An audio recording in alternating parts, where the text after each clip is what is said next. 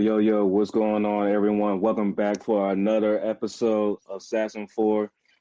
Today, it's a special occasion because, as Dave pointed out to us earlier today, this will be our 100th episode of doing this podcast.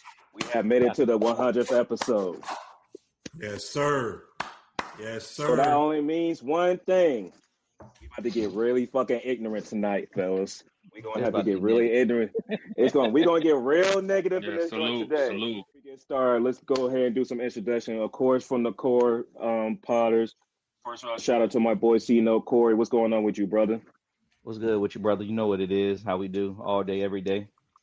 And then, of course, we got our resident doctor, D. Dr. Esquire Day. What's popping, bro? Hey, man, just going to keep it extra special, extra 100 for episode 100. You dig?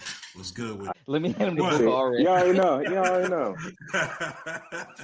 You know, I always keep the book on me. Always. Of course, we got the biggest plug in Charlotte, man. What's going on to you? What's good, y'all? Ain't Young Dolph, but might be 100 shots on this pod tonight. Shit, nah. Yeah. Come on. He's bulletproof, man. He's the one that's bulletproof tonight, man.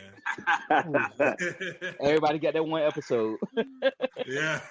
And hopefully we're joined by 910's greatest. We're not talking about J-Cole. We know J-Cole just dropped some heat, but we're talking about our boy BT. Hopefully he join us later today. But we are joined by two special guests today. We're joined by our homeboy Vince. What's going on with you, brother? What's good, man? 100 episode, 100 anniversary of HOF.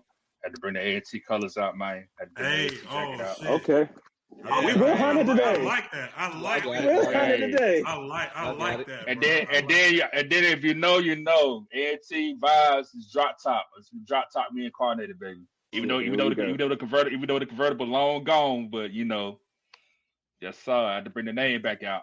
For the first time, welcome to the show. We got our boy D. Bowe. He about to come in there swinging on niggas in this joint, man. What's going on with you, man? What's good with it, y'all? Hey, first and foremost, I know it was the 100th episode. I am honored that y'all brought me here of all episodes. Y'all should have just had me on 99 so I feel regular. Now I feel too special. I got to come with it now. Hey, man. Shout out to you, It's man. It's game time. It's game Yes, time sir. now, brother. Yeah. Let's go. I'm here for it, though. Yeah, we put you in the game. Let's get it. I see BT join. Okay, BT. I understand you had to listen to the freestyles over and over again before you hopped on to get ready for this show. I understand, brother. Nah, I had to go to the gym, my boy. But yeah, shout out to J. Cole, though. Fat girl. You know what it is. All right, so I know people are looking for our reaction to what happened on championship weekend, but let's be real. We literally have 14 days to discuss all about the same thing over and over again. We ain't going to be like the other network that used to be popping. They're going to talk about the same quarterbacks, the same schemes, the same coaches for about 10 days straight. So we're going to take a little break. We're going to get to the Super Bowl matchups next episode. We're going to talk about what happened in the NFC AFC championship game. But today we are going to talk about some of the news that's been coming out of the NFL. Some of these teams are finally starting to get their head coaches and coordinators, i.e. the Bills and the Browns. Some of these are head scratchers. We already seen reports that one owner was just saying, nah, I'm just going to pick whoever I want. It seems like the Bills decided that they was going to use McDermott as a scapegoat and just hire the offensive coordinator, Joe Brady, to be the head coach of the Buffalo Bills. I mean, I know there's other head coaching jobs that have been taken, but fellas, open season, what's your thoughts? What's going on? I mean, none of these picks kind of be like, oh, okay, these are kind of cool or anything, but I mean, it is what it is. None of these are like sexy jobs at the moment right now.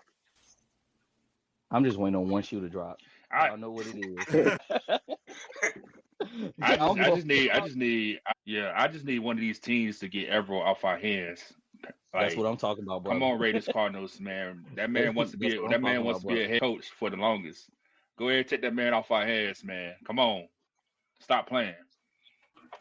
Let me get a clock with my rabbit. I am surprised that the Steelers didn't hire didn't go with Flores though. I thought that was gonna be like I thought that was gonna be like a shoe-in hire. You know what I'm saying? He seemed like a Pittsburgh type of hire, but they went with McCarthy, so I'm like, they went with the hometown hero. Yeah. I mean, I don't know what was, because it's obvious I haven't seen any Steelers fan reacting in a positive way when it came to this announcement. So I understand Mike McCarthy. He did get the one Super Bowl, which is ironic, against the Steelers with him and Aaron Rodgers and Clay Matthews and them boys. But since then he just hasn't gotten back to that Super Bowl. He hasn't really come to those winning ways. He had some horrible playoff losses. He had a small stint with the Dallas Cowboys that really didn't go well at all either. So I can see why this was a surprising pick by the Steelers. I mean, if I'm gonna be real, Steelers need talent, and if they keep winning, they're not gonna get the talent they need to kind of like reamp the offense and the defense. So if you need a scapegoat head coach to kind of gloss over until y'all rebuild that roster until you get the head coach y'all want, fuck it. Mike McCarthy it is. Yeah, because I do feel like they need to rebuild, but For under 5 years, what y'all got? Shit, it might be under 3. Might be 2 or 3. Easy right. under. 3 sounds. Because you gotta think, Mike Tomlin ain't never had a losing season, so that's a standard that's gonna be followed. So he can't. They can't even think about that right now. They can't even think about that. Right. Another team. Yeah. They can't think about a lot because where Mark Tomlin was doing something to get them boys ready to play and at least get over 500 every season. They was just a team that was hard to beat, even given Sunday. No matter if you feel like you was a better team or they was or a worse team. Mark Tomlin had them boys ready. It was just when it came to the postseason, when it came to money time, it's like you're not gonna beat the Buffalo Bills when they're on fire. You're not gonna beat the Chiefs when they're on fire. Hell, y'all lost to the goddamn Cleveland Browns one time in the goddamn playoffs. So it's like y'all just didn't have enough talent when it mattered. So it was just that time. I am glad Tomlin was able to leave on his own accord. He didn't get fired, but I mean, be real. They never really gave him anything to work with after Ben Roethlisberger left. If you think about it, like they went out and got like a lot of quarterbacks that had tread on them. It was patchwork. You went out and got Russell Wilson when Russell Wilson was on the decline. You really went out and got Aaron Rodgers in his last year. Like you weren't really trying to go out and get anybody for him. Like y'all had Justin Fields, and you could have did a little bit for him. You could have like patched up his. I think they should have kept him. I think they should have kept him. I think they should have kept him. I did too. For what it was worth, it seemed like he was working in that system. He was working with that team.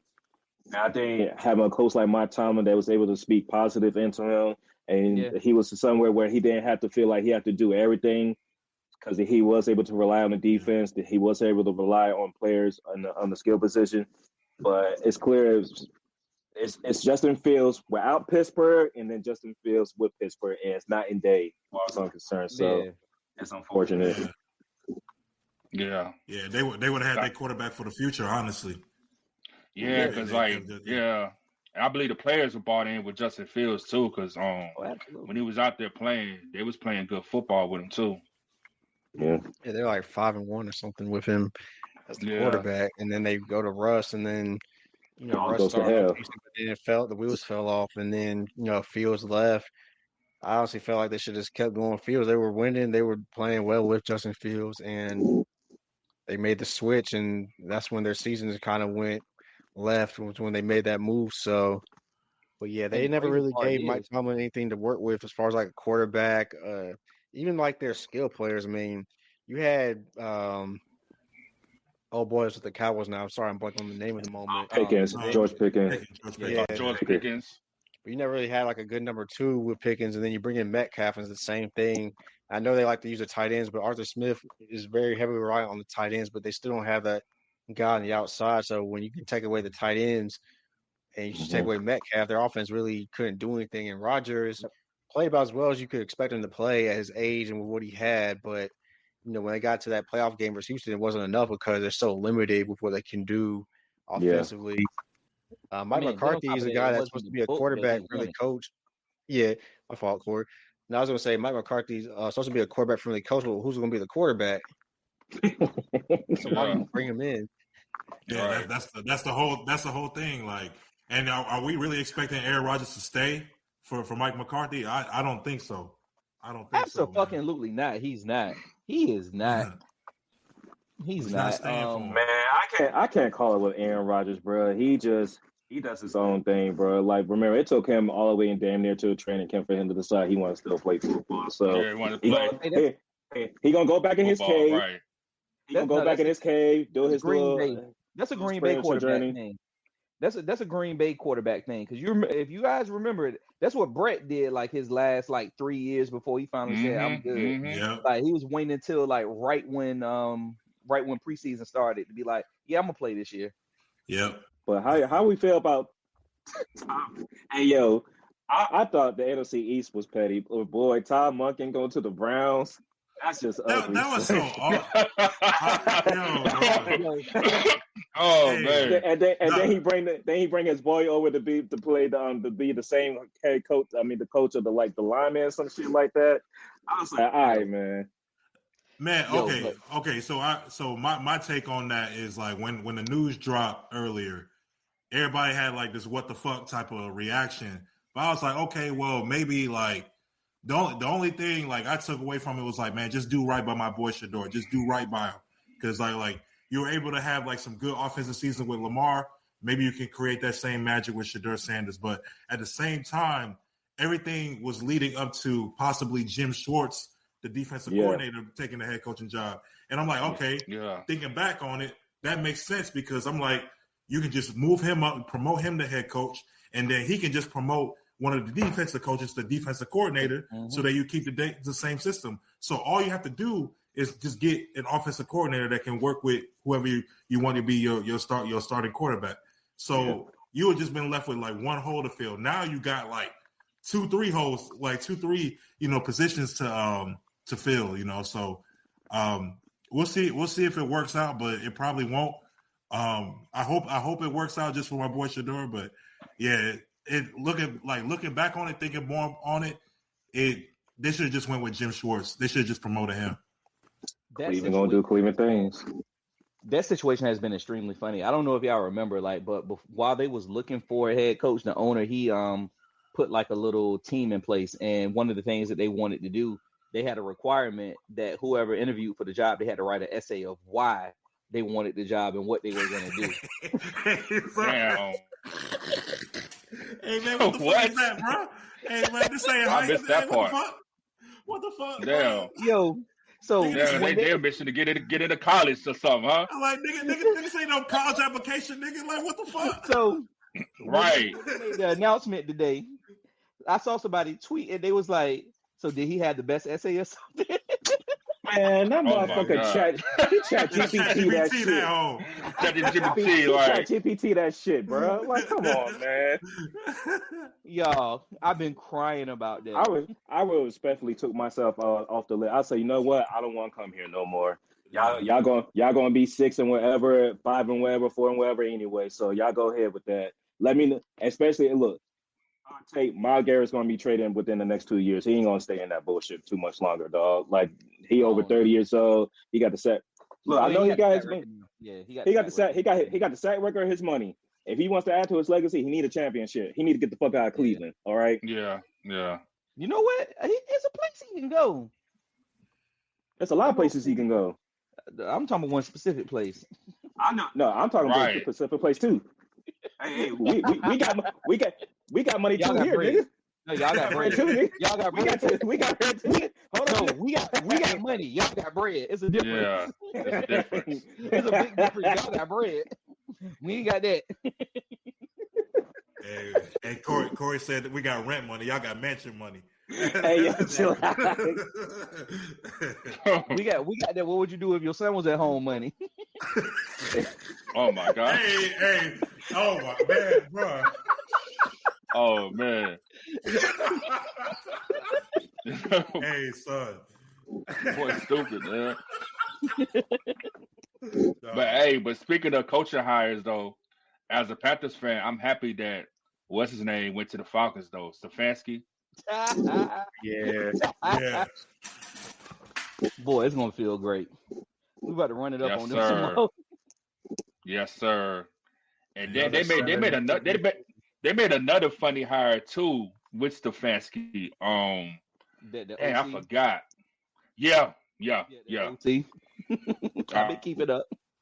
I'm like, damn, Falcons going Falcon. Falcons going Falcon. That's a team that it's a team that's going to win despite their roster, and they're not going to do shit with it. That's all it is. Not my issue. They can go 7-10. I'm gonna get it to them because they got a talented roster, so they're gonna win games. But it's the fancy, the worst move y'all could have made. But hey, I'm happy for it. I'm happy for it. I want to see what they're going to do with their QB situation because Penix coming off another ACL surgery. Kirk Cousins come off the Achilles. He only got so much long. Hell, they already tried to get that man to get into the booth and commentating and shit. So I'm like, y'all, I don't know what Atlanta going to do. He's like 42 years old, ain't he? Man, Kurt like 37. No, Michael Penix is like 42 years old. That man old as shit too. Ricky. Yeah, because he was like in his mid-20s when he got drafted, right? Like 24, something like that. 26. Yeah. Because he had like 4 COVID years, I think. He redshirted a couple. He had the COVID. My man had the pandemic years, Corey. He had the pandemic. Right. He sure did. And he was hurt. I think he was hurt one of the COVID years, so he got another year. The blip years. Them shits are a blip. Hey, he started that blueprint, man. Them damn super seeds and all that shit. With the, post-COVID, NIL and all that. That Utah quarterback. Oh yeah. 8 years. that Utah quarterback was in school for damn near a decade. He had more than that. That tight end. Who was that tight end at the time? From Miami, our tight end. Yeah. He had 8 years too. He had 8 years too, son. I was like, I was as a fan. I was like, brother, put the pads up. State Farm, man. Just open the State Farm. Some people had to understand. I know you had pro aspirations, but God told you that your body wasn't going to make it through it. If you can't make it through college, what do you think is going to happen to you on the NFL field? When most of the fields are trash as fuck, and you gotta catch a football, and you're gonna fall in that hole. Hell, you don't even gotta fall and get tackled. You can make the wrong move on the field, and that's it. Yeah. Like just go into the Wells Fargo and put your picture in the cubicle. That used to be me. Hey, TJ Finley need to do the same thing, man. TJ Finley, he needed to do the same thing. Well, shit, if that's the case, shit, what 80% Indiana's team? I think it's like 43 years old. Yeah. All right. Golly. Rent cars now. They can rent cars. Usually after wins, you go back to campus and go party with your fellow students. These Bama's going home to families and shit. What's what they? It's my play in the microwave, baby. Oh, all right. Right, wifey. You asking what's for dinner? They picking kids up from daycare. That type of shit. Johnny, what's this new map, Johnny? What's going on here? They want hold like my favorite tweet. Yeah, not that. How old buddy said to Dale Curry, you got to worry about his cholesterol. Wow. Yeah. Yo. No. Nah, man. Well, shoot. Talk about Raiders. Y'all on the clock. Raiders on the clock. Yeah, y'all on the clock. Corey. They're on the clock. They're on the clock. They interview. I can find they interview every row twice now. He had an in-person interview. Go ahead, take him off our hands, please. I don't give a damn about no Rooney Rule. Go and get that's y'all man. Y'all want him. So let's say Evero goes to the Cardinals or the Raiders. We want Raheem Morris as our defensive coordinator. I'll take it. Yeah, I'll take it for a few years. Yeah. Or is there another name out there? It's a couple names that I saw floating around, but honestly, the name that would make the most sense for a divisional standpoint would be Raheem Morris, mainly because he knows that division. It hasn't been a lot of turnaround in that division from the time that he left. So he's going to know how to attack, and he's going to know how to actually beat the Saints. He's going to know how to attack and actually how to beat the Falcons. Yeah. Same thing with the Bucks as well. Like we're going to have the talent to be able to hold these offenses to 15, 20 points. Then it turns into Canales being able to call the right plays for us to put up 25 plus points, which we are able to do those things. And we did these things. So I feel like he would be the perfect pick. Even though y'all know at first, I was totally against it. But I had to think on I that. mean, I think it's one of the things. He's probably just a better coordinator than a head coach, and that's why a lot of these coordinators are finding out, or they know.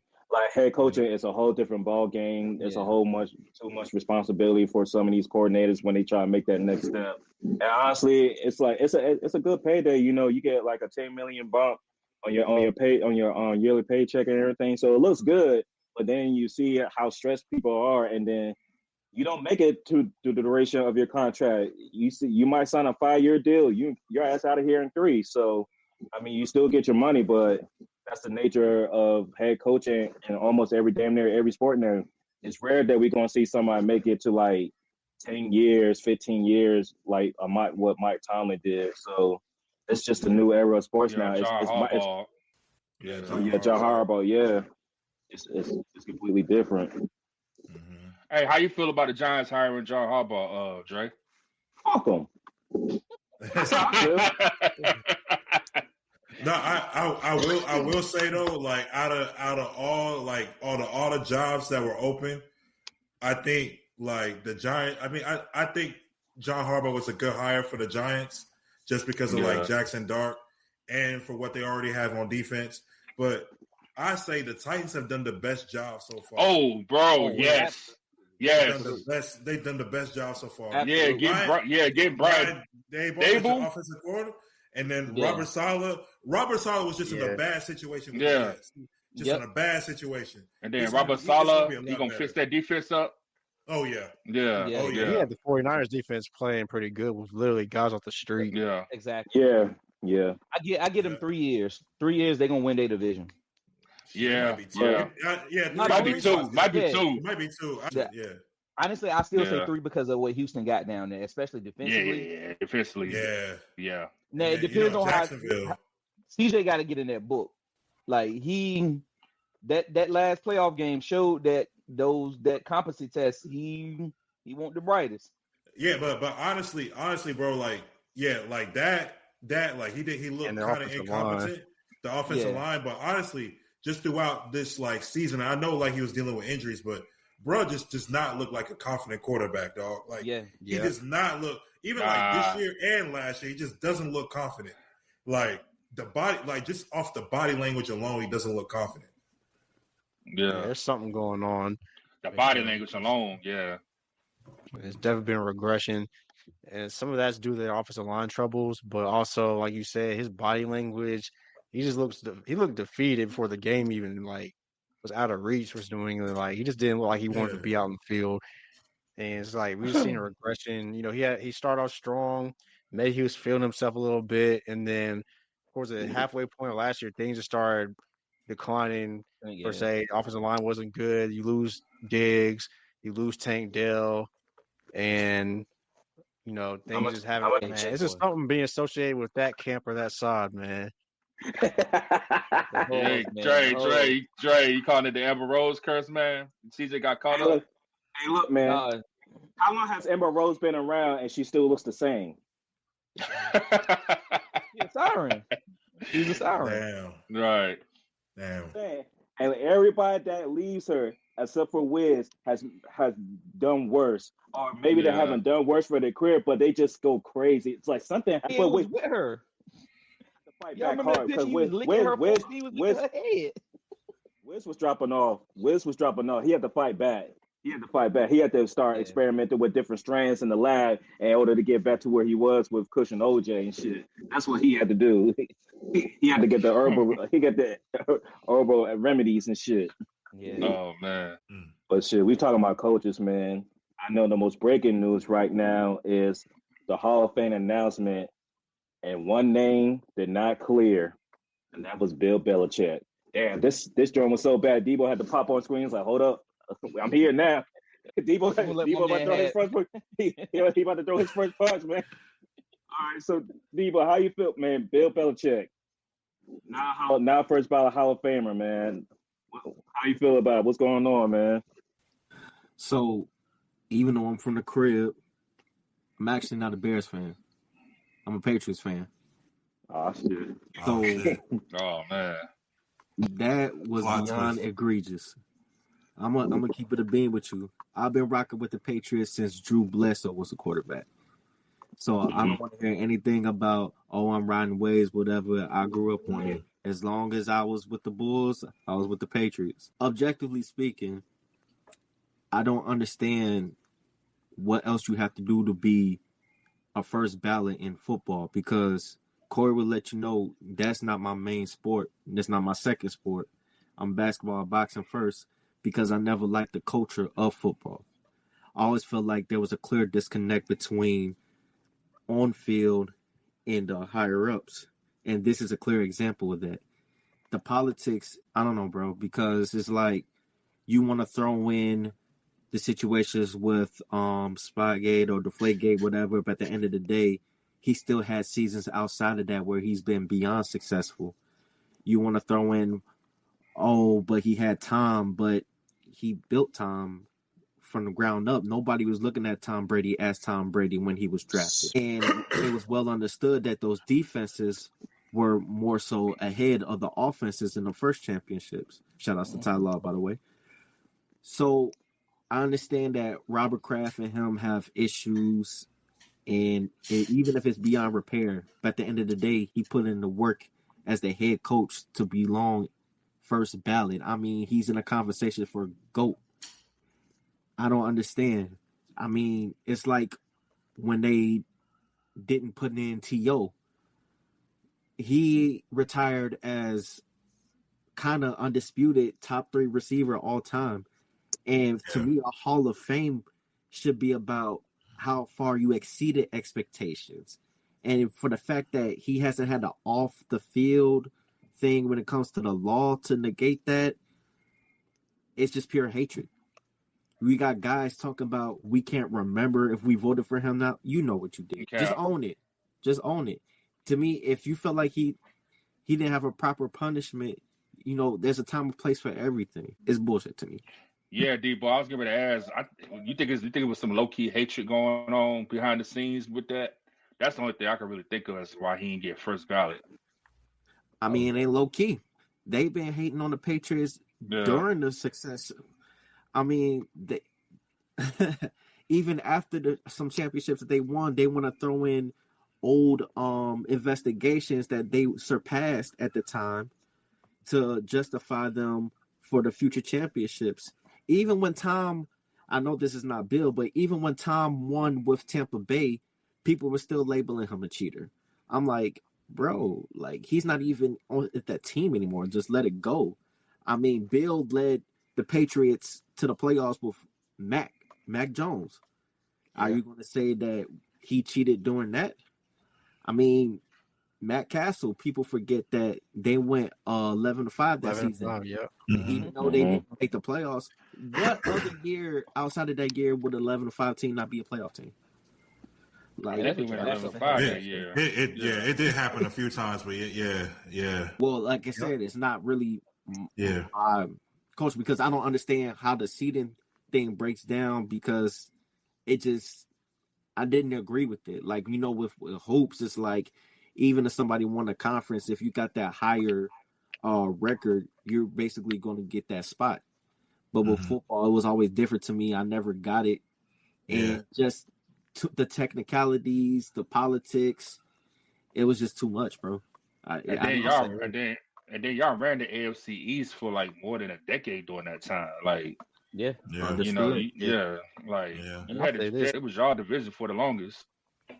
Yeah. And Bill Belichick's a first ballot Hall of Famer. You take out the Spygate and Deflategate years, he's still a first ballot Hall of Fame. He still got 3 Super Bowls after that. He got one in 2014, 16, and 18. Yep. He had a first ballot Hall of Fame career in the 2000s, and then had another one in the 2010s. Like, it's rare that you even see that. Yeah, man. Look, man, that man came from a coordinator. He came back from 28-3 in the Super Bowl. Yeah. Right. Like, I mean, I think it's just one of those things that's just a bad look for the NFL. This is one of those things that the Shield got wrong, because Like if the NBA decided like, oh yeah, Coach Pop, we're not gonna put you in the Hall of Fame because we just don't like how you was winning with the Spurs because you didn't have like a popular player or that it guy. You just had players that play well together. We just didn't like your style, so we just gonna hold you off for maybe a year. Like I know that's a dumb reason, but it's just kind of seeing something like that where it's like you don't want to appreciate greatness anymore. So now it's like it's a petty thing. So now it's like, for what you want the Hall of Fame to be, like because of this alone, and obviously the whole TO thing, you're starting to make the NFL Hall of Fame kind of look like what the Major League Baseball Hall of Fame has become. Like people want it, but people really don't care because you're leaving out people who should be in there. Like you can sit here and holler steroids, you can say whatever it is that you want, but at the end of the day, Barry Bonds. Steroids don't make you hit the ball. It just make you hit the ball harder. That's really about it. If you listen to Barry Bonds talk about the game and how he was able to diagnose pitches in literally a split second, and how he was able to manipulate how pitchers were able to pitch to him and pitch against him, like that man is literally the GOAT. Is nobody better than Barry Bonds when it comes to the game of baseball. Yeah, I mean, because steroids don't help your hand-eye coordination. You need tremendous hand-eye coordination to hit a baseball. And then the man broke Hank Aaron's home run record for crying out loud. I didn't think that record was going to ever be broken. Exactly.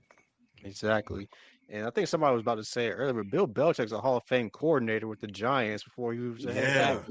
Exactly. Yeah, Bill Belichick's not first ballot. Andy Reid's not first ballot either. And that's that's the precedent they just set. Cause if Bill Belichick 6 Super Bowls, all like over 300 wins as a head coach, it's not a first ballot Hall of Famer. No coaches first ballot Hall of Fame. None, bro. Not Mike Tomlin, not Andy Reid, not Harbaugh. No, none of them. Yeah, I was watching a different network, and a point was brought up that since he goes back, now the pool for voting gets deeper and tougher, and now guys who should have been first ballot, now that since Belichick is there, now they may get cheated as well. It's going to be a domino effect. Me being me, I always think about us. That's just me personally. I can easily see Mike Tomlin getting cheated out of this situation for something like this, just off the strength of him being a black head coach, bro. Yeah. And I don't wish it. I don't want it to, but are we really going to sit up here and be like, oh, Bill can't be in the Hall of Fame this year because we got to have Mike Tomlin in? They're not going to pull that card as much as they don't like him. So it's going to be ugly. Nah, that's nasty work, man. And it's kind of sad that they did this on the cusp of a Super Bowl, and especially one that involves the Patriots too. So it's like that's kind of like a slap in the face, in my opinion, because we gotta appreciate greatness when we see it. We don't know how often. Well, it's not often. That's why that's why it's called greatness. So when you see it, you have to appreciate especially when it's happening in real time. No matter how you feel about the Patriots, how you feel about Bill Belichick, Tom Brady, et cetera, et cetera, et cetera. They was winners. They won games. Other teams had the opportunities to beat them, and they didn't.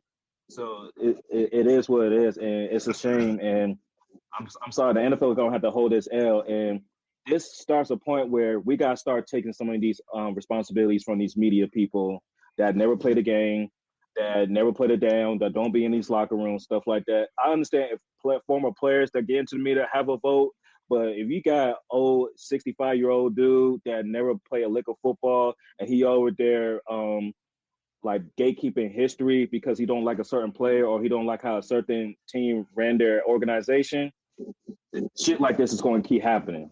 So it's gotta be a change on how it's got to be changed on how we do Hall of Fame voting. It's got to be changed how we do All-Star voting. It's got to be a change. We got to start holding these media people more accountable for fucking shit up, because all they're doing is because they just want to have their names out there. They want, sometimes they don't want their names out there. They too much of a pussy. They even say that they didn't vote or voted for somebody. So, I mean, shit, I call it spade. I call it spade. Give me a vote. I say, yeah, I voted for him. What y'all gonna do about it? Read this article though. Hell, when Luke Kuechly didn't get in first ballot last year, I thought it was some shit. Oh, I was throwing shit. Put that out there. Damn, for real? I was throwing shit. Yeah, for real, bro. He didn't get not first ballot, bro. That was just last year. That's how much I'm not just last year. Okay, yeah, but so Patrick Willis got in first ballot. Yeah, Did he right. Get in first ballot? Did he get in got first ballot? in. Okay, because they played the same amount of seasons. I think Willis played 8. Luke Kuechly played 8, and they had like similar numbers. Impact, similar numbers. I remember that. But you see what I mean? You see what I mean? And like there's only a few head coaches that have gone first ballot, but even with Bill Belichick's resume, and you compare it to guys like Don Shula, Tom Landry, Chuck Noll, guys that made it first ballot, even though that was like decades ago. Still, even and like T said, if you take away the Spygate year or the Deflategate, take away those years, it's still like 5 Super Bowls or 4 or 5 Super Bowls. And before we move on to our next topic, because we still got a lot to cover, I'm gonna just put this out there for the Hall of Fame committee. If you putting somebody in the Hall of Fame at this moment, and the only take we got is of them niggas or whoever in black and white, stop it. Stop it right now, bro. If the player has to have his grandson come up and pick up your jacket, stop it. Stop it. They got their grid.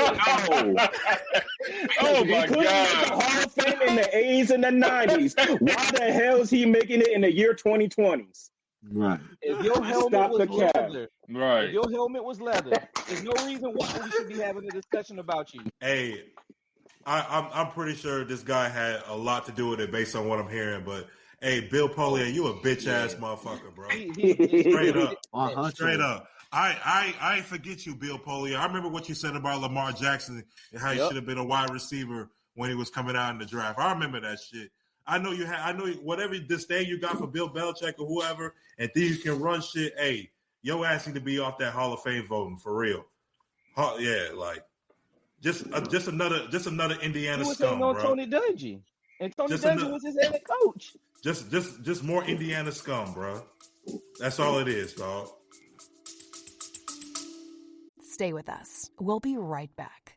Hey guys, we're taking a quick break in the episode to present an ad for Alpha Progression. If you're serious about building muscle and tired of the gimmicks, check out the Alpha Progression app.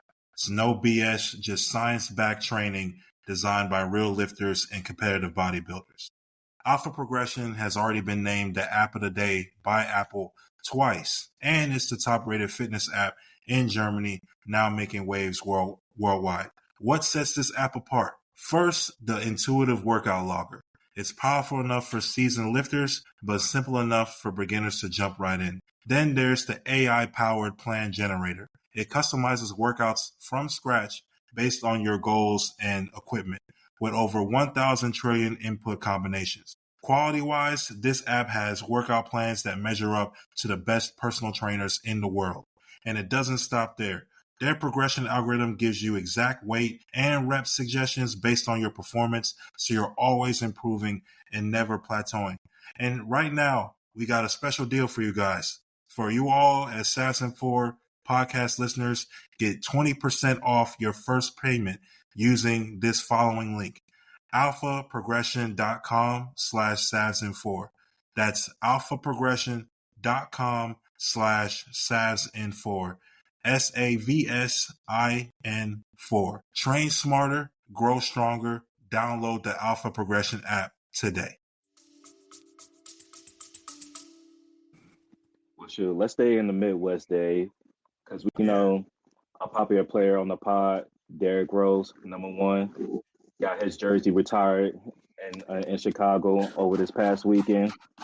Bulls got the dub too.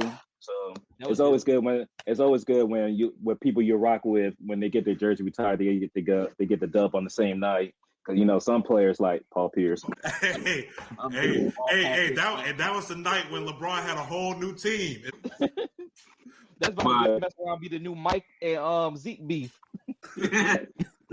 But D-Bowe, I know you came on the show because you want to talk about D Rose, the city of Chicago, and everything. So I'm gonna give you this time, man. How did it feel to see D Rose have his number raised to the Raptors, and what it mean to the whole city? Yeah, man. Honestly, I was pissed that it didn't happen last year. They gave him a whole ceremony. He didn't even retire his jersey. But, the thing about the Bulls is they love ticket sales. So, of course, they was going to prolong it. But nevertheless, sorry, I'm just angry. I hate Jerry. People don't understand Rose was a legend before he was a Chicago Bull. Yeah. And fast. Me, born in the city, 108th and Prospect, Morgan Park, moving to the burbs in Crete. The South Burbs and the South Side of Chicago got a strong relationship. We closer to each other than like the South Side and the West Side is. So when Rose came to the scene, we all came together and just witnessed who we thought was the GOAT, really, like our GOAT. Mm-hmm. And we were praying that he got drafted to the Bulls. Them odds were low. We didn't think that was going to happen. And then we was hearing reports that the Bulls were going to do the biggest fumble in NBA history by drafting Beasley over him. And luckily that didn't happen. I mean, seeing what he did for us, how he carried himself, how humble he was, seeing him grow from that quiet kid who didn't say a word to just letting his game talk to being the man he is today. Like, everybody who hooped wanted to be Rose. Our layup packages changed because of Derrick Rose. Like, we love our own. Like, we treat our high school basketball scene like a professional. Like, we have the utmost love for Sherrod Collins, Patrick Beverly, Benji, rest in peace. That's why Rose Benji, you know what I'm saying? Yeah, I'm hip. Yeah. Everybody except Anthony Davis gets mad love. Damn. Oh man. Damn. I didn't know he was gonna catch a straight at night. Damn. Oh, not that nigga. No. So seeing that jersey up in the Raptors was deserved. Whatever he wants in this city, he will get. Like, people who was outraged about Draymond's comments is not in tune with us. Because, quiet as kept, I will argue MJ isn't even like the second biggest athlete in Chicago. I would give that to Sweet Pea personally. Because as great as MJ was, one thing that he did not do was turn Chicago from a Bull city to from a Bear city. The Cubs and the Bears, objectively speaking, are probably the top two franchises out here. And that 85 Super Bowl is something that you can never take away from Chicago. So what Rose did, though, like, MJ could have won 20 rings, and we would still choose Rose over him. That's how special he is to us. I mean, but if anybody got any questions about it, I'm definitely here as the Chicago representative. No, because it's funny because I get it. Because, me being from Maryland 301, like, the way you was talking about, like, Chicago, that's how I feel about Prince George's County and how I feel about our athletes and everything. Like, you could have been a great player from out that could have done good for the Wizards or the Commanders, Redskins, whatever you want to call them. But it's like, when you see like Victor Oladipo, when we see guys like Quinn Cook, when we see guys like Kevin Durant go out there and do it, it's like we see us. And when you realize, like, dog, we went to that same mall. This person, like he knows about this area because he had to come back and he refurbished the court. Like, that's the type of, like, they're not athletes, they're heroes at this point. Exactly. And like you said earlier, like, D Rose wasn't one of those people that had a lot of off the court issues. He just came, he did his thing, and then he went home. Like, I know he had the court thing and everything, but we all know that was some bullshit. So That joint got in there, got out of there. But but I understand because D Rose was just seeming one of those athletes that's, like, I think connected with a lot of people in favor when he was playing in Chicago, not with just in that Chicago fan base, but I see it, like, on a national level, you could see, like, that gravitation. It was like, bro, he's not flashy. I always remember the All-Star weekend when everybody was dancing in the All-Star lineup, and he just came. He was like, I'm done. I said, I feel it, bro. I was like, bro, I don't want to dance, bro. I'm just here to get my little check, and then I'm gonna go home, bro. We still got a whole half a season to play, man. But no, I rock with D. I understand, but I guess my only question is like, because we always had this whole thing, and we talked before in this part of the whole MJ and Zeke thing, like Zeke beating from the city, but him and MJ got that riff and everything. Is this kind of like what Isaiah Thomas thought he should have got the love from, what D Rose got from y'all over this past weekend? Is that something like Zeke is still looking for, in a sense, or does Zeke still got that love out there in Chicago, and the media is misinterpreting it? That's a very good question. Let me give you credit for that. So Zeke is a very mixed reaction. Me personally, I fucks with Zeke.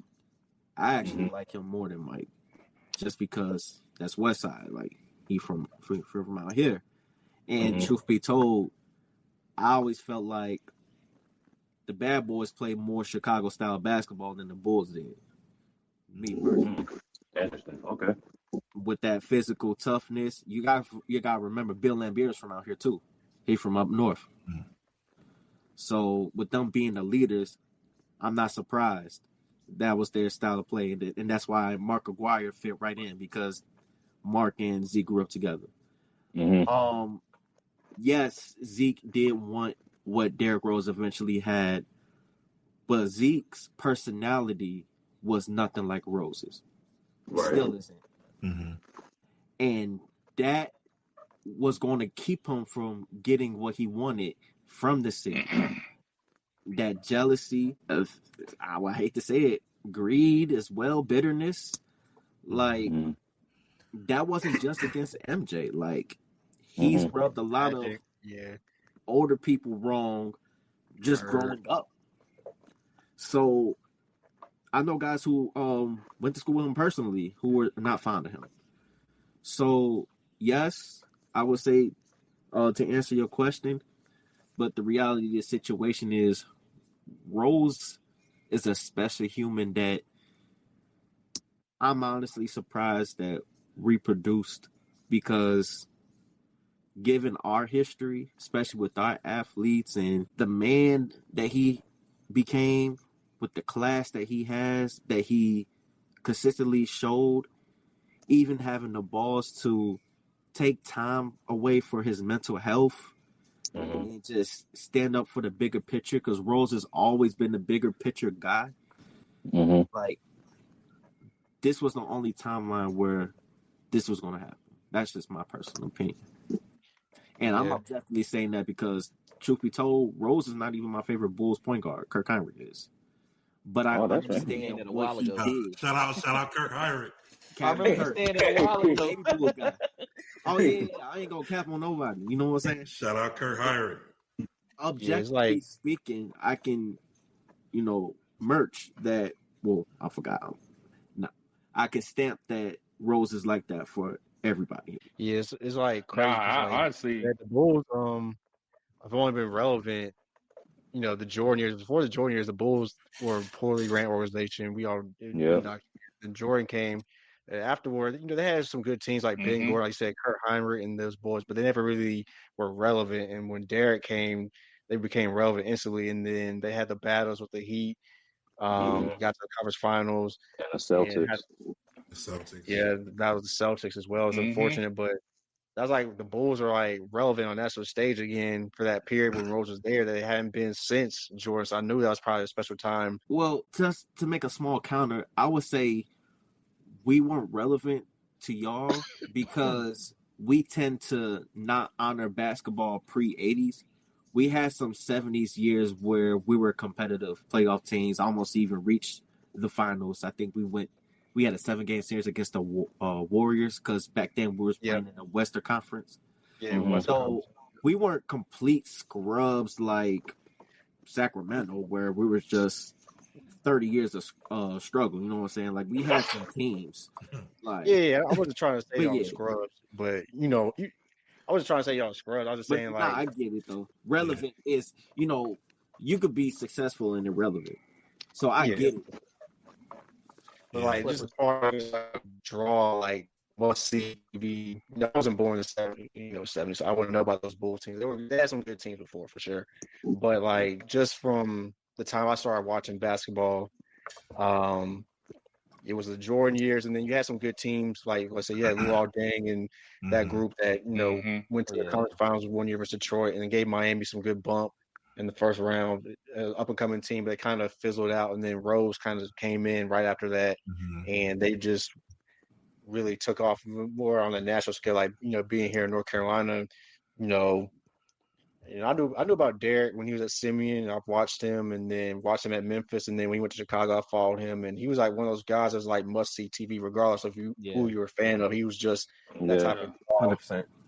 So I know, you being from the city, I know that was a proud thing because like how you are if you're hoopers, like North Carolina, anybody from North Carolina, we support. Even the ones that go to Duke, and once I get to the league, it is what it is. Yeah, that's all I was saying, man. I wasn't trying to shit on the Bulls like they were trash during that era. Cause I know they had some good teams in that era. So no, you good, because the reality of the situation is nobody brings up the 70s Chicago Bulls. So I'm one of the few people who will just put us out there like, hey, before MJ was here, we had something to be proud of. I mean, Bob Love existed. Stuff like that. I'm always gonna throw those guys out there. No, but you're right. Again, I have to thank you all for giving us MJ. Y'all could have kept Carlos Boozer. Thank you, Duke. But but MJ,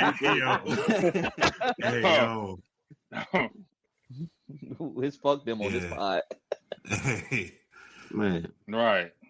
Yeah. Now, D Rose was that next superstar after MJ. I mean, that's just what it was. I mean, I remember, like when Jordan retired the first time, there was like this phase of, okay, the baby Bulls where y'all drafted Tyson Chandler. I think Eddie Curry was also, I think maybe the same draft class. Yeah, Eddie Curry. Yeah. I think y'all had Jalen Rose at one point. I think Ron Artest was there. That was before the baby Bulls. Yeah.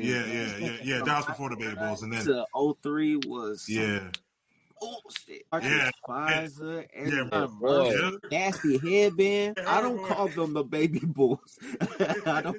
Hurricane, Then like D Rose came in, and I think a lot of it could be generational, because if you talk to like someone that's like 60 years old that born and raised, grew up in Chicago, like witnessed Jordan's career with the Bulls, he may have a different take on it. But they got hype and he froze. That D Rose has because I already knew like he had like a great impact, but it's like damn, like it's like connected on all levels how D Rose was with the city.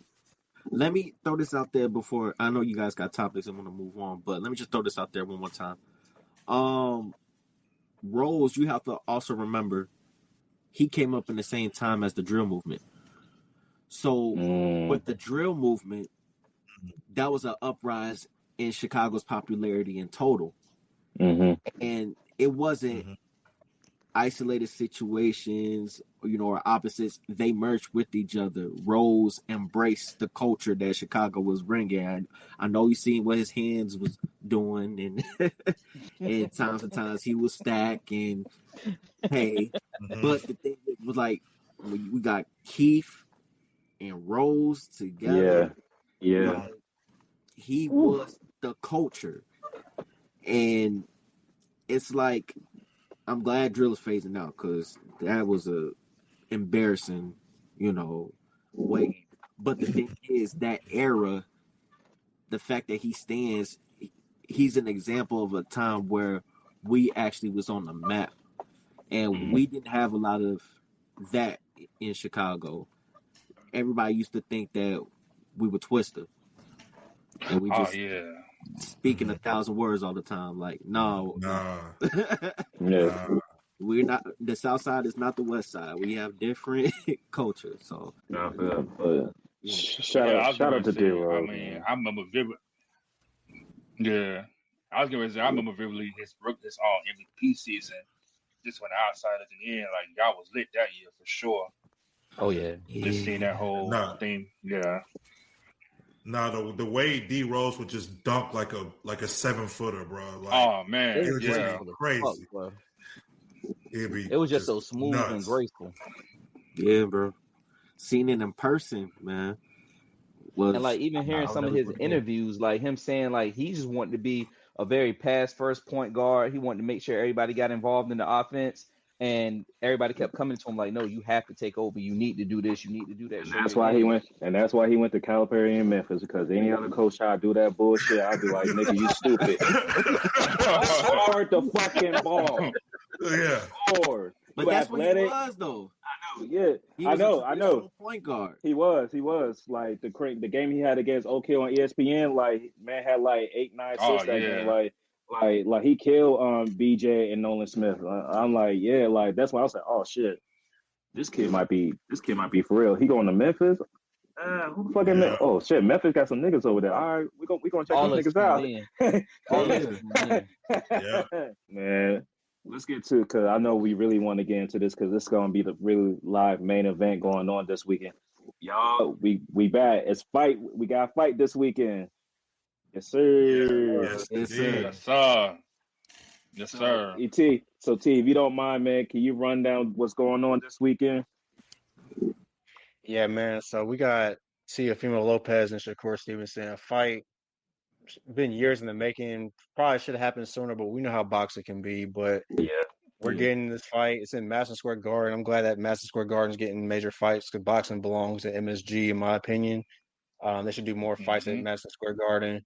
With both guys being from the New York area, I mean, it's perfect setup, and should be a good fight. Like, Shakur, his past couple of fights, some fights he hasn't been at his best, and we can say the same with Teo, but they found ways to win, and we're getting this matchup, and hopefully it leads to more bigger matchups, whether at 140 or possibly 147. We know that at a certain point in boxing careers, they start moving up in weight, so we see Shakur go from 130 to 135, now up to 140, and the same thing with Teofimo. It'll be interesting to see how these styles kind of go against each other, because we know Shakur, he kind of like Bud Crawford as far as like his counter punching. He doesn't have the power, obviously, of Bud, but he fights a similar style. He's gonna want to counter punch you. And Teo, we've seen him fight in different ways. When he fought, when he beat what's his name, Lomachenko. He showed that he has some technical ability as well. So this should be a good fight, in my opinion. It's for like pure boxing fans, though. It'll be some moments of action, but if you're a casual, this might not be for you, because we know how Shakur is. He's a very defensive style fighter. Yeah. So if you're a boxing purist, this is the fight for the boxing purists, man. But it's going to be a real good fight. It's actually a pretty solid card, in my opinion, top down. Main event should be about 10:50, 11 o'clock Saturday night. So if you ain't got nothing to do, we're going to be snowed in down here in North Carolina, so I'm going to be tuned in for sure. But definitely a good way to start off the year in boxing. I'm gonna give the floor to Vince or Dee Bowe, whoever wants to take on their takes as well. So, but yeah, I definitely think, like you said, the fight card top to bottom is good. You have Keyshawn Davis coming back from that whole hoopla he went through. He fighting Jermaine Ortiz in the co-main event, and then you got Shushu Carrington fighting Carlos Adames. And whatnot. So got some good names on the fight card. Shakur, he showed me something in that last fight against Cepeda. I thought, he fought a typical unorthodox type of fight that he typically fights. He got in there and was mixing and matching with Cepeda, and really like showed his like true boxing class in that fight, being able to go against a volume puncher, and then being able to like give some good counter shots and some good jabs as a combination work too. So I think this fight coming up with Teofimo is going to be the boxing style of Shakur Stevenson versus like the power of Teo, because Teo does have pop in his punches. So it's going to be interesting to see how that fight unfolds. I kind of going towards Shakur's way in this fight, just because he's a great defensive fighter, and then just him being trained up by Bud and them, and this fight is just boxing IQ. I think may pull him over in this fight, but I think it's going to be a real good fight. I'm glad it's at the MSG. I think it's a perfect setup. Shakur's from Newark, New Jersey. Teal represents New York, so you got that up north connection. I think Keyshawn is going to have a good bounce back fight in his co-main event against Jermaine Ortiz. Keyshawn is a great fighter. He knows how to break down opponents. You know, he can break them down like good body shots, and then once he hurts you, he can get you up out of there. So I think he's going to do good in his fight. I'm rooting for him to kind of get his mind back right because he's a very talented fighter and everything. And I think Shusha's going to do his thing in this fight too. So, yeah, that's my takes. All right. So I'm gonna just keep it a beam because y'all being nice as hell. Teofimo's a racist, and I hope Shakur beat the dog shit out that nigga. Yeah. Anyway, Broski want to talk about bananas and stuff. All right. You about to get hit with a banana clip when Shakur put them fucking combos on your head. Oh God. Yeah. I'm not even. Them combos. Yeah. And I'm keeping that energy with me, bro. I'm not being political. I'm gonna keep it a beam. I got Shakur every way. I put all my biasness and my ancestors in his hands. And we gonna whoop the monkey shit out this bitch ass nigga. Okay, I reloaded. Yeah. Hold on. When's February 1st? It's on Sunday? Sunday. Yeah. Yo, I need that fight to stretch. I need that fight to stretch into 12 a.m. I need it for the agenda. I need it for the Dre, I'm with you now. I'm with you. Knock this nigga out at 12 a.m. We gonna come back. We gonna come back to this episode. Yep. Ooh. Do not strip away the power of the Black Panther. I was just keeping this straight. Right. Give him hell. I know this like your second or third time, Vince, but man, hey, sometimes it's fuck that logic. It's agenda time, brother. It's like fuck all that logic shit. Hey, I'm because we about to talk about T. I will say good bitch ass niggas, bro. Fuck Ryan Garcia, bro. Mario beats the brakes off of Ryan, bro. Oh God, man, listen. BT, you got anything to say that? Yeah, BT, where you at, bro? I mean, y'all pretty much covered it, bro. I'm just gonna keep it a band. Even before all the, TO shit, bro. I got Shakur winning that shit. Shakur, like I always say, the skills in boxing, the skills pay the bills, and Shakur's skills are just unlimited when it comes to boxing. So I got him beating T.O. I got Shushu winning. Keyshawn, I mean, I'm cool on Keyshawn. Like, he's great, but he should win his fight, too. I think Ortiz is a good fighter, but Keyshawn should win that fight. That's why, man. Y'all pretty much covered everything, You know what I'm saying? So. What about the Barrios fight in February, BT? Bro, you know how I feel about Ryan Garcia, bro. Fuck that nigga, dog. Real negative in here. Real negative. BT, right. This is the 100th episode, right? This is what we want. This is what the game is. Shit, fuck it. Let's keep it on boxing, man. So the Gypsy's supposed to make his return, y'all. How y'all feeling about that? Fuck him too. That's another one. I'm just like, fuck him. I was reading the comments. Somebody said the clown ass. I was dying. Oh man, bro. Yeah. Tyson Ryan, bro, they be doing some crazy work with the cocaine, bro. Yeah. There's only one Tyson I acknowledge, and it ain't his name. Yeah. Respect. And then another about Tank Davis. Like, what we gonna do with him, man? What's the boxing sport gonna do with him? It seems like he has about as many court cases as boxing matches these last few years. So like, unfortunately, he just need to go ahead and step away. Yeah, we already seen the best of him anyway. Because I'm gonna be honest, after seeing that fight against Roach, I knew he was past his prime.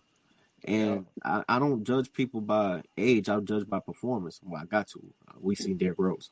So that's it. Like, he was going down a bad slope. I mean, why else would you take money to fight Logan Paul?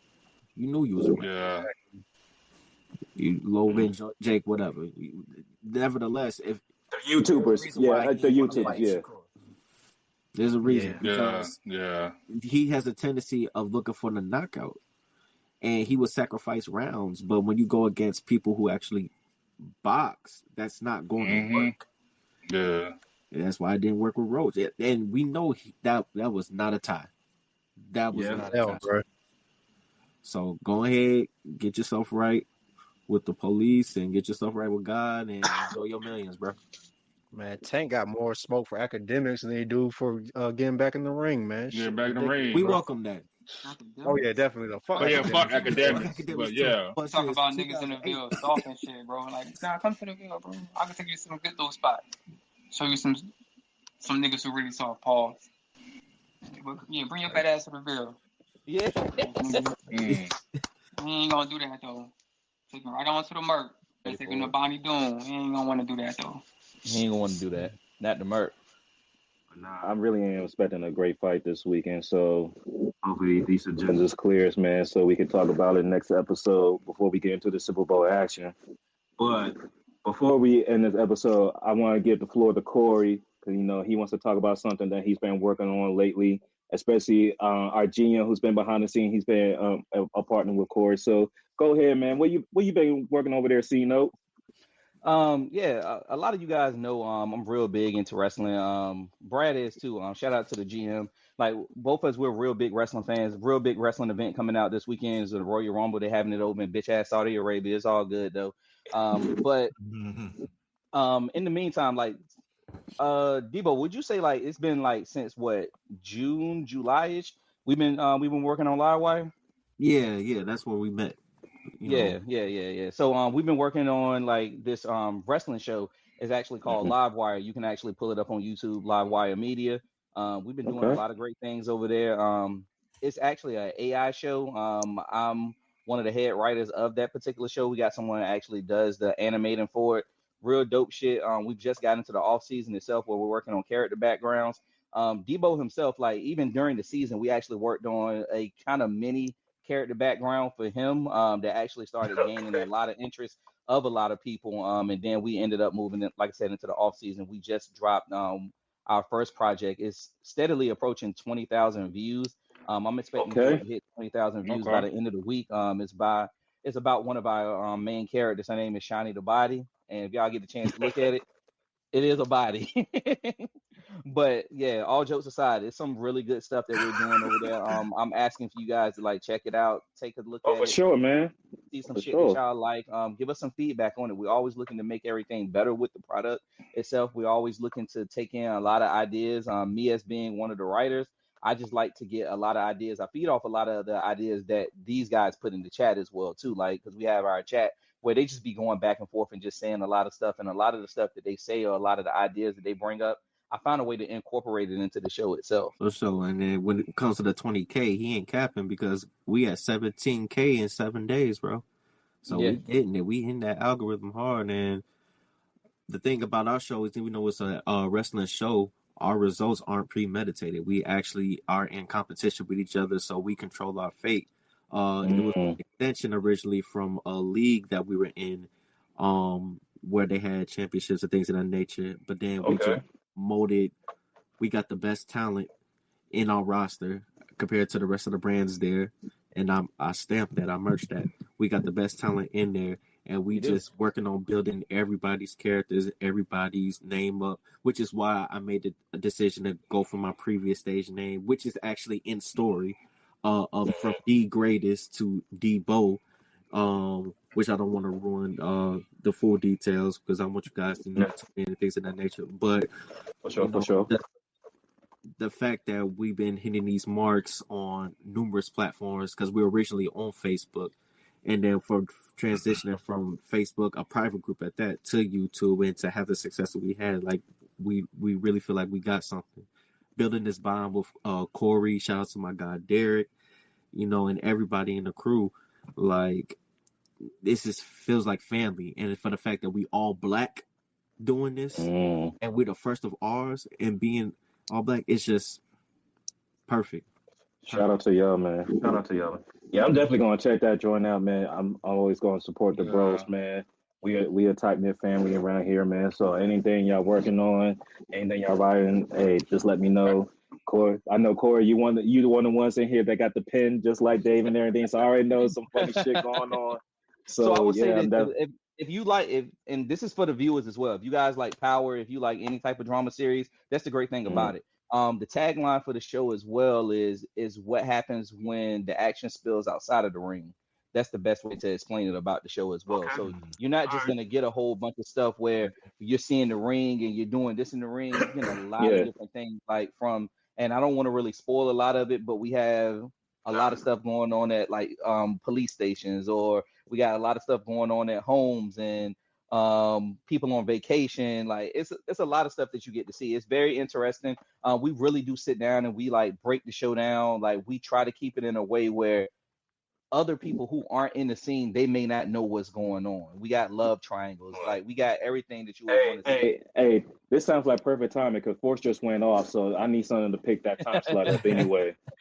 So we go. So you perfect. This is perfect timing. It's just no drugs. It's just no drugs. I needed the drugs, Corey. Come on. we ain't got Lobos. We ain't got Lobos. We ain't got Lobos. They got not even the needle, not even those needles, like the whole Hogan. We don't even got them joints. I lied. Look at Shiny the Body.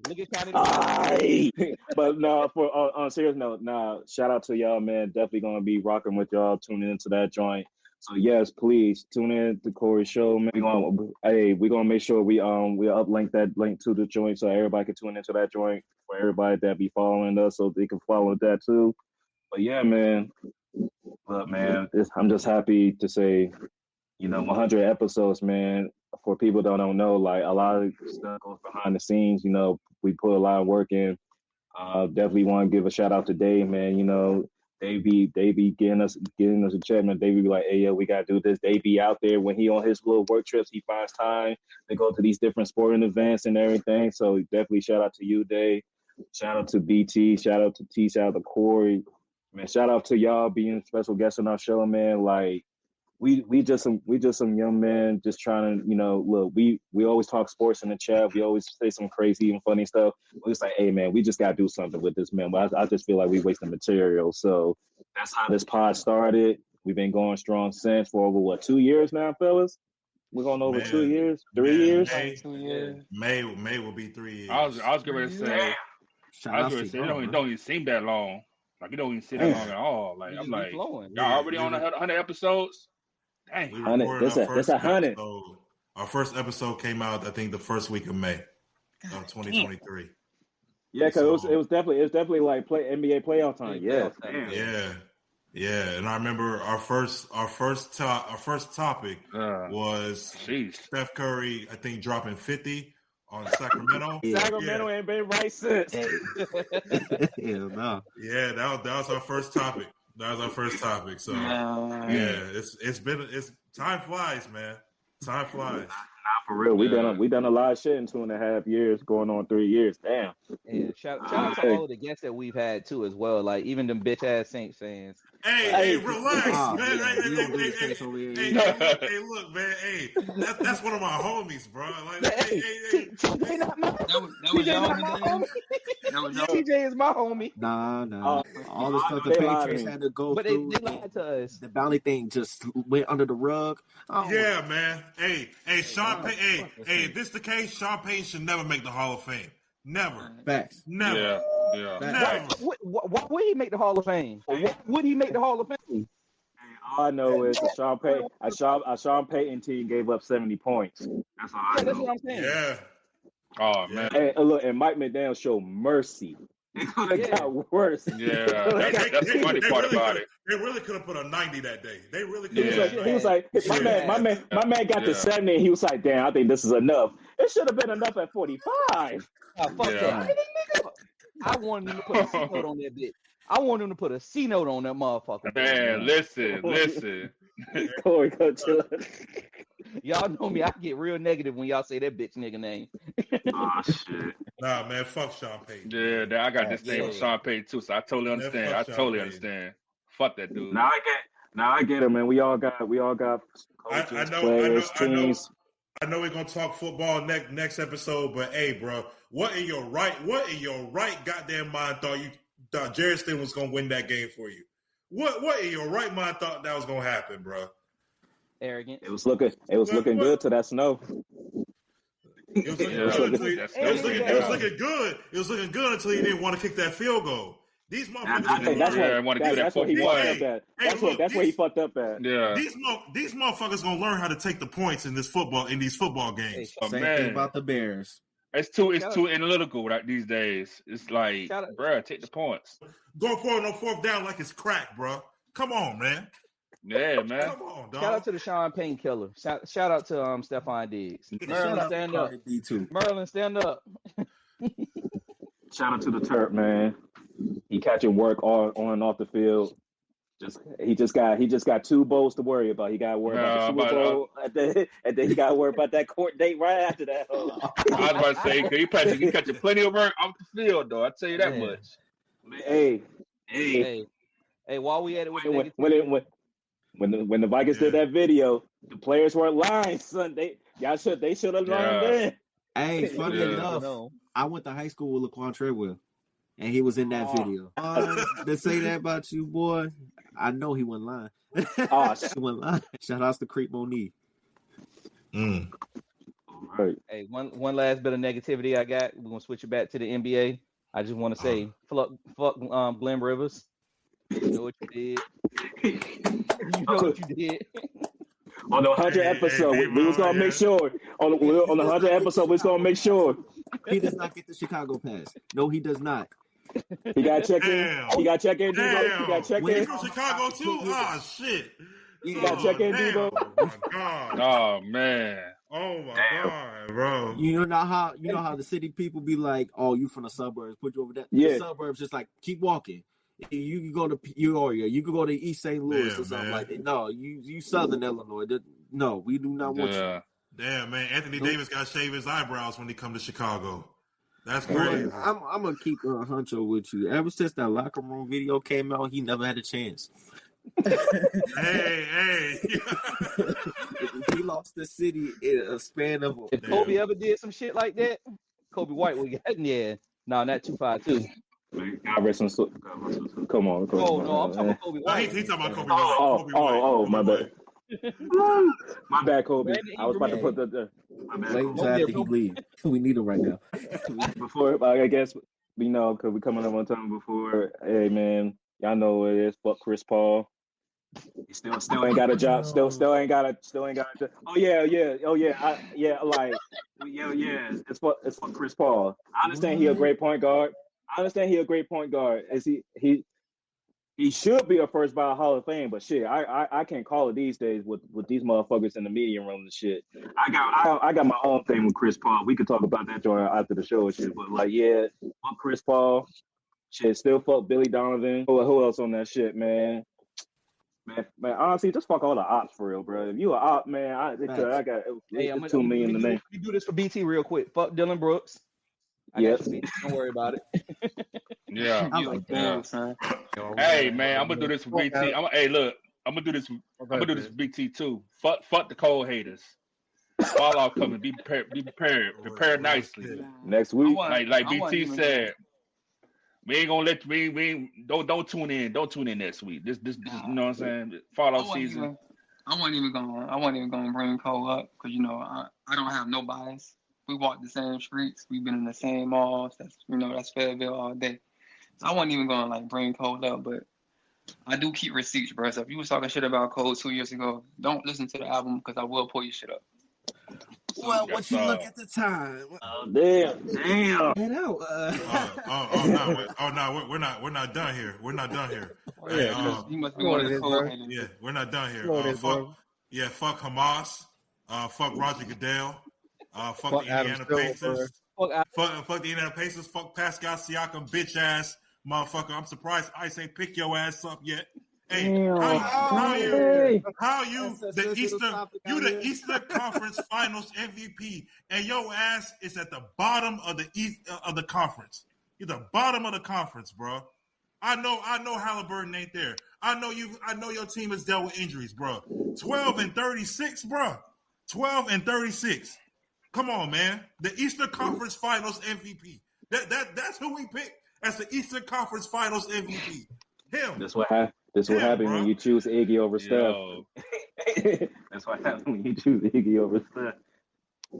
Max Kellerman said, "Give Iggy a shot with the death be on the line." All right. Check his papers. I agreed with the decision. Not the Max Kellerman story, but the MVP. I had Iggy for that. I ain't gonna lie to you. Fuck the Celtics scoring? Yeah. Oh, yeah. Fuck the Why? Knicks, too.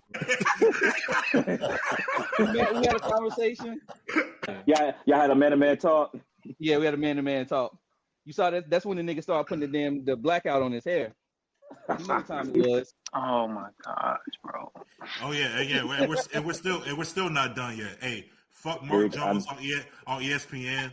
No, I'm never dead in the beef. I got better bars than you, fuck nigga. I got better bars than you.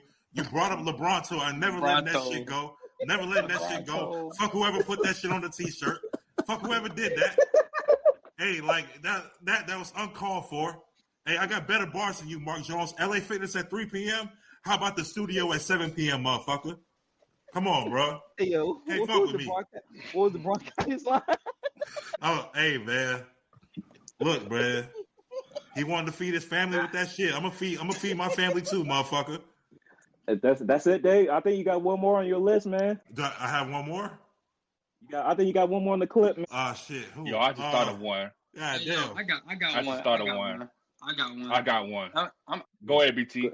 I'm about to come on screen for this one real quick. I've been you know what I'm saying? So I've been on social media or whatever. So I've been seeing a whole bunch of clips of this one particular guy from the 2010s or whatever, bro. And we got a Bulls fan on right now, a nigga from Chicago. You know, I don't duck no smoke, bro.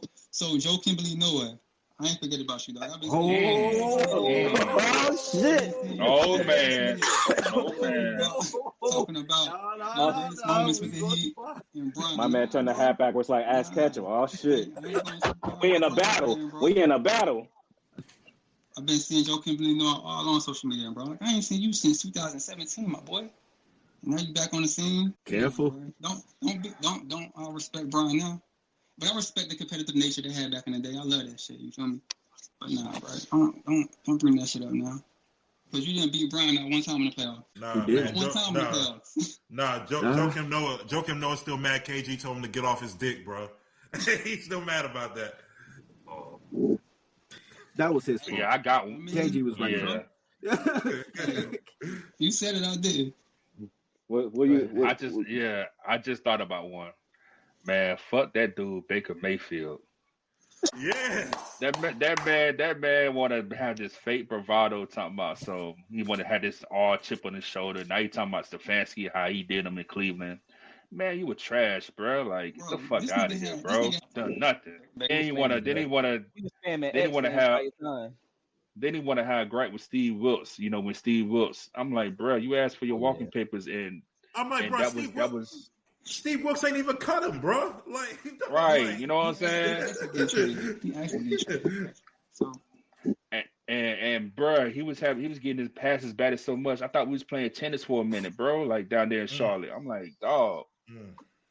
Like, get out of here with that shit, bro. I was so glad we won that division, man. Think about the past. We in the happy days. Yeah, we're in the happy days. Yeah, for sure. But fuck that dude. Fuck that fat ass, heavy breathing ass, full cut eating ass, damn fake pastor, fake car salesman ass, Matt fucking fat man rule. Fuck you. And fuck Nebraska. Oh yeah. Shit, well, since we on past this, fuck Dabo Sweeney. Fuck that nigga. Yeah. Oh man. Shit no more. Yes. Clemson ain't shit no more. Yes. Fuck them niggas. Trash. Hey, it's in the spirit of me having this hoodie on, fuck Colorado State. Y'all try to make this a real rivalry. We sent your ass back to the shed. Sent your ass back to the shed. Y'all try to make this a rivalry for 2 years, bro. And we sent that ass packing, bro. Y'all was talking all. You got one more in the clip, Dave. You got one more in the clip, Dave. Oh man, I hate too many motherfuckers. I'm trying to find out which one it is. It's gonna be obvious, Dave. Hey, come on, bro. He's at. Man, fuck give me a hit. Dave. Go ahead, cook, bro. Oh, Nike said. I cooked that motherfucker last week. I cooked Cook him again. Hey, look, man. This pod they played in Hollywood. It's played on StreamYard platform, motherfucker. We don't play this game on the grass. You got your ass beat. It was last year. You were 20. Damn, Dave cooking him that hard. It was 20 minutes away. Got smoked, and you got smoked at halftime, bro. Hey, it's not. hey, bro. Hey, like Dan Laney, you can't be doing all this. And first of all, you gotta start playing some stronger schedules, dog. I know you beat Ohio State last year, and I know like you beat like okay, like your best win this year was against USC before y'all beat Texas Tech or whatever. Indiana smoked y'all twice. And y'all gotta start puffing y'all chests against teams like Purdue and Wisconsin and Iowa and whoever else is in the Big Ten, bro.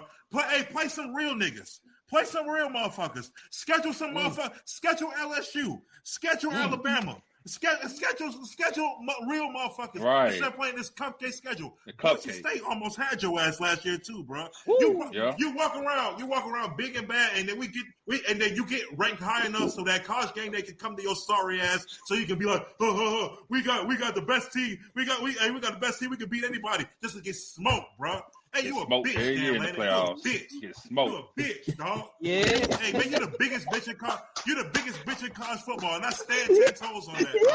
And I can't wait for you to get smoked again. I can't wait for you to get smoked again, bro. I hate that motherfucker, bro.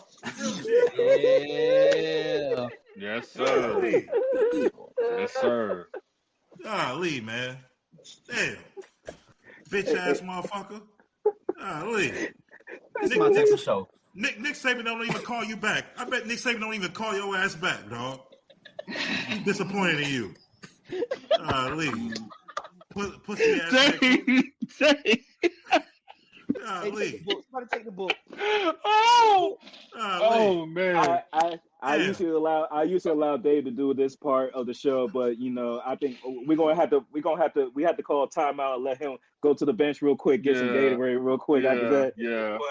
But on the real, you know, thanks for fucking with us, man. You know, as always, hit the like button, subscribe. We on all the platforms. We're on YouTube. We on all them joints, man. Wherever you listen to, Apple Music, Spotify, all that good shit, man. We out there, so you can't miss us. Don't say where to find us. You know, we everywhere, and you know, we been seeing some of the comments. But we gonna address some of these comments. I've been seeing some of our videos lately. Yeah, some of y'all looking wrong as hell, talking about we had some lukewarm takes and shit. I'm like, all right, bro.